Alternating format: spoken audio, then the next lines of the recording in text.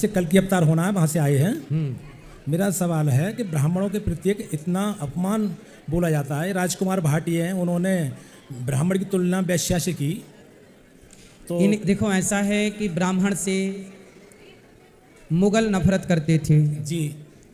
इतने ब्राह्मणों को मुगलों ने मरवाया कि कुंटलों से जनेऊ जी इकट्ठे हो गए। इतिहास साक्षी है। जी मुगलों ने ब्राह्मणों को मरवाया, जी अंग्रेजों ने ब्राह्मणों को मारा, जी गुरुकुल उजाड़े गए। जी। ब्राह्मणों से नफरत आज की नहीं है, जी शुरू से ब्राह्मणों से नफरत, क्योंकि ब्राह्मण गरीब रहकर भी खुश रहता है।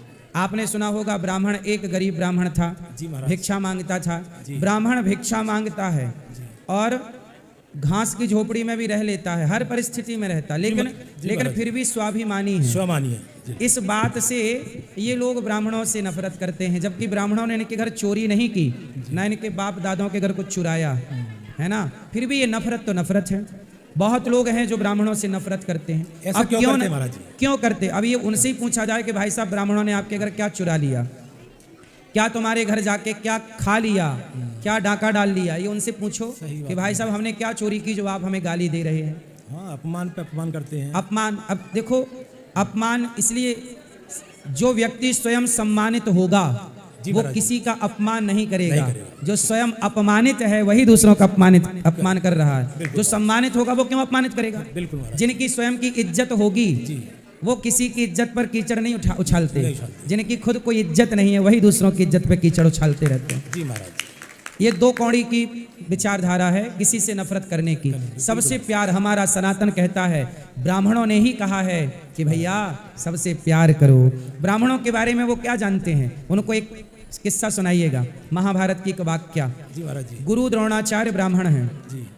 और गुरु द्रोणाचार्य को मारने के लिए द्रुपद राजा ने एक पुत्र को यज्ञ से प्रकट किया जिसका नाम था धृष्टद्युम्न। जब गुरु द्रोणाचार्य को पता लगा कि धृष्टद्युम्न से मेरी मृत्यु होनी है, तो सोचिए, गुरु द्रोणाचार्य ने कहा कि कोई बात नहीं बेटा, तू मुझे मार लेना, पर आ अभी मैं तुझे धनुर्वेद की विद्या प्रदान कर दूं।